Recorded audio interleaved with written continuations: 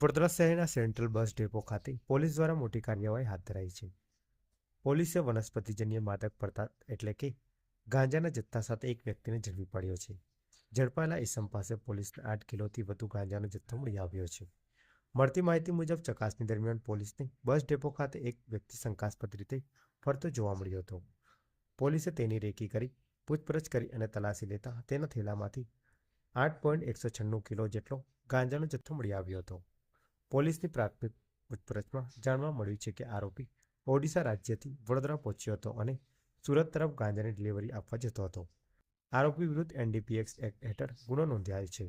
Police હવે તે કઈ ચેન મારફતે ગાંજાની સપ્લાય કરી રહ્યો હતો અને અન્ય સહયોગીઓ કોણ છે તેની શોધખોળ હાથ ધરી રહી છે.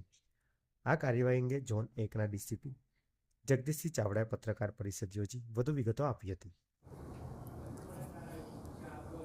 વડોદરા શહેરને નશીલા પદાર્થોથી મુક્ત કરવાના ભાગરૂપે મહેરબાન પોલીસ કમિશનર કુમાર સર, સંયુક્ત પોલીસ કમિશનર નીના પાટીલ મેડમના સીધા માર્ગદર્શન અને સુપરવિઝન હેઠળ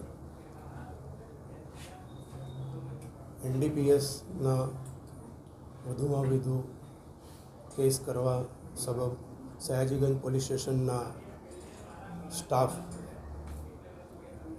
અને એમની ટીમ દ્વારા એમને ગુપ્ત બાતમી મળેલ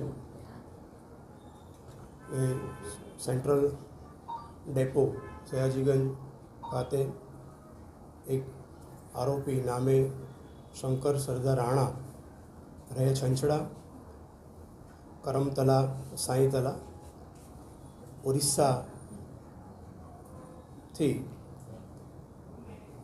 પૂરી તે ગાંધીધામ ટ્રેનમાં એ આવેલ.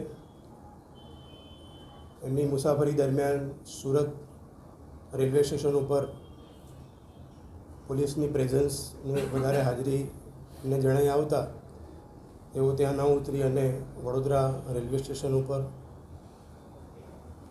આરોપી ઉતરેલ અને ત્યાંથી એ સેન્ટ્રલ એસટી ડેપો ત્યાં પહોંચ્યા અને એ દરમિયાન અમારા સ્ટાફને બાતમી મળતા આ શકમંદ આરોપી જે છે એની પૂછપરછ કરતાં તલાશી કરતાં એનું નામ શંકર રાણા જણાયું અને એની પાસેથી આશરે 8 કિલો અને 196 ગ્રામ ગાંજો એ અમારી પોલીસ દ્વારા પકડી પાડવામાં આવેલી છે અને આગળની કાર્યવાહી ચાલુ છે. ત્યારે અમને જે પૂછપરછ દરમિયાન જે માહિતી મળેલી છે એમાં ત્યાંના જ ઓરિસ્સાના જ એક વ્યક્તિ છે સુબ્રતા નાગ, એમની પાસેથી એમને મેળવી અને સુરત ગ્રામ્યમાં કોઈ ઈસમને એ આપવાના હતા. એ સંદર્ભે ઊંડાણપૂર્વકની તપાસ ચાલુ છે.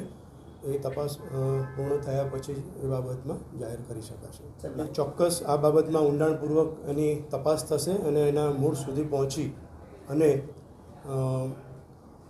એમાં વધારે મૂળ સુધી પહોંચી અને જે મૂળ આરોપી છે એના સુધી પહોંચવા માટે પોલીસ સંપૂર્ણ પ્રયત્ન કરશે અને એમાં ચોક્કસ સફળતા મળશે.